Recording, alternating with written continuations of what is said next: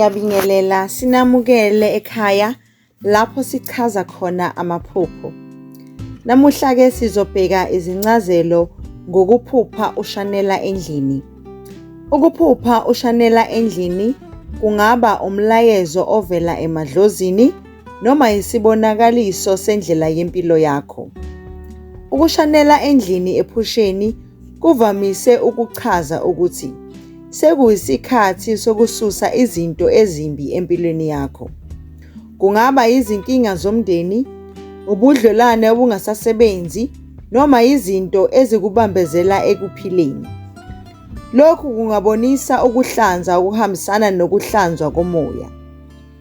Uma uphupha ushanela endlini, kungasho ukuthi impilo yakho isilungele ushintsho olukhulu. Kungaba ukuqala umsebenzi omusha, ushintsho ekhaya noma ngokwempilo yakho. Ngokwesintu, ukushanela kungasho ukuthi kunokufika kwabantu abasha noma izindaba ezibalulekile ezizayo, kumele ulungiselele ukwamukela izinto ezintsha. Ukuphupha ushanela futhi kungaba uphawu lokuthi ungumuntu ohlanzekile, ohlala ezama ukuhleleka empilweni, futhi obeka indlu nobudlelwane bakhe phambili. Leli phupho lingasho ukuthi umoya wakho noma amadlozi akho ayakutshela ukuthi sekuyisikhathi sokuzilungiselela impumelelo. Ukushanela kungaba isinyathelo sokuhlanza indlela ukuze izinto ezinhle zingene.